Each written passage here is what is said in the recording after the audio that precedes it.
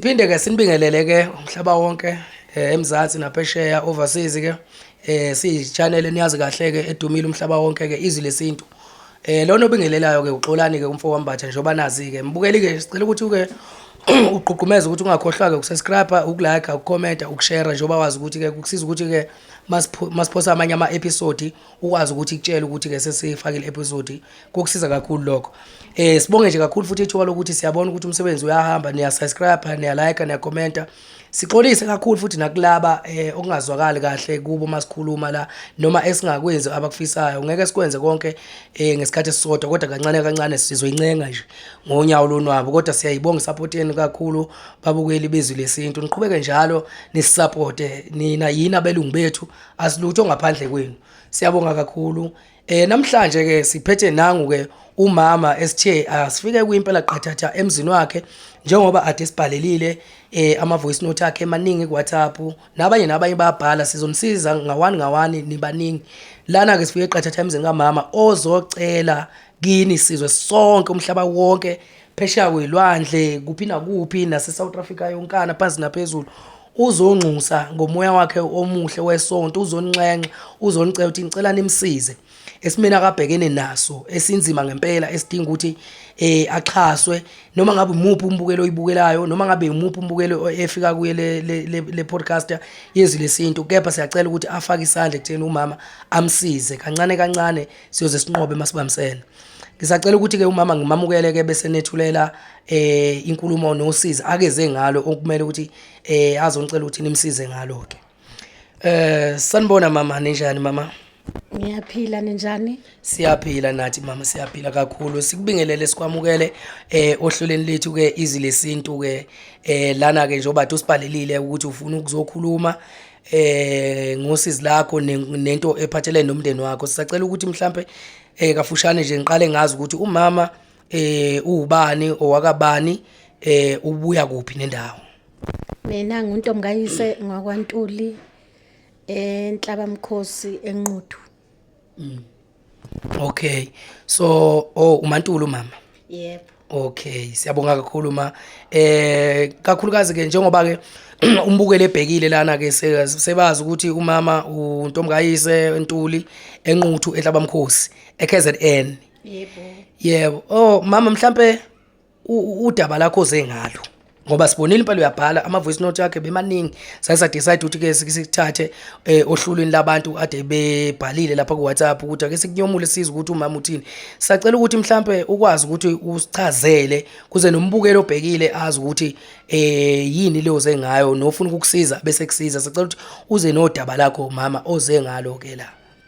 Njoba ngilapha njena ngithi bonke ababukelayo ngicela overseas yonke iSouth Africa ngifuna ubhuti wahamba ngo2009 eyosebenza ephesheya kwezilwandle manje ubelokhu ehamba ebuya uthe esuka ngo29 wahamba akaphindanga wabuya igama lakhe Philip Vusmuzi Ntuli. Manje ke mhlambe ke ongaba nolwazi njena ombonayo noma owaziyo ngoba ukuthi isibedlela asebenza kuso eoverseas angisazi kodwa yena igama lakhe Philip Vusmuzi Ntuli. Mhlambe ukuphi nephesheya kwelwandle mama indawo ilocation mhlambe indawo ahamba eya kuyo kuse UK eScotland lapha asebenzela khona. Wahamba umuntu oyofunda phesheya wathola umsebenzi phesheya noma wasuke umuntu eseyosebenza khona phesheya. Wahamba eseyosebenza wathola umsebenzi uqala kwakhe ukusebenza ubesebenza eThekwini uqale eKing Edward wasuka eKing Edward wayosebenza eScotbara uma esesebenza khona ke usebenzile khona ke wayesethola ke ipromotion wahamba ke seyosebenzela eoverseas lapha ebese sebenzela khona. Hey. Ngezwakala mama. manje ngapha eSouth Africa mhlasimpe washiya bani emndenini, obani abakhona emndenini wakaNtuli akabashiya mhlawumbe izingane, umfazi, umzali yobani emndenini akabashiya ngapha ngoba mothi uyabheka side isikhathi engabuyile. La eSouth Africa washiya umama weingane zakhe unengane eyodwa, wayeseshiya uma wakhe nobaba wakhe nosisi wakhe nobhuti bakhe ababili. Obhuti bakhe ke sebashona nobaba wakhe usashona. Mhlazane beshona laba sebashona, wafika emngcwabeni noma namfonela namthola efonini namtshela ukuthi obani nobani abasekho nani mthola nefonini?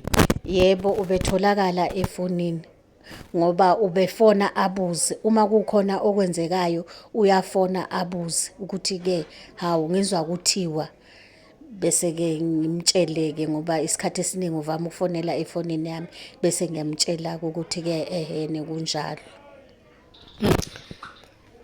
Hayi kunzima. Kunzima kakhulu, hayi insizwa sekade yagcina ukubuya ekhaya kodwa ngapha ishiya umfazi yashiya izingane.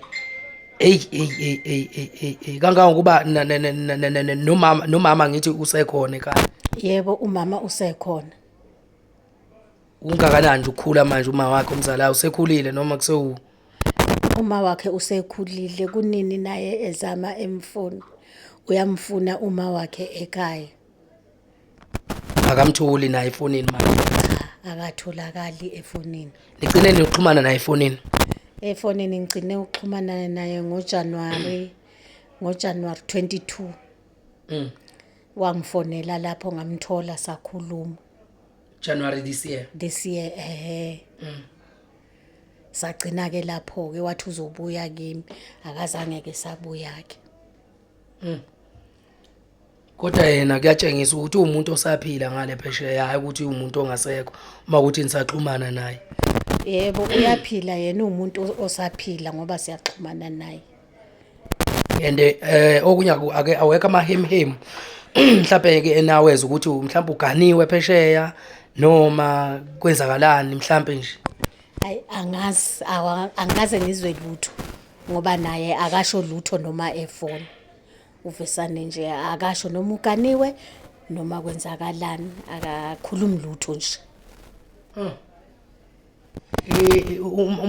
Umakoti uma wengane wesemthathile noma mhlambe uhlala kubo uma wengane?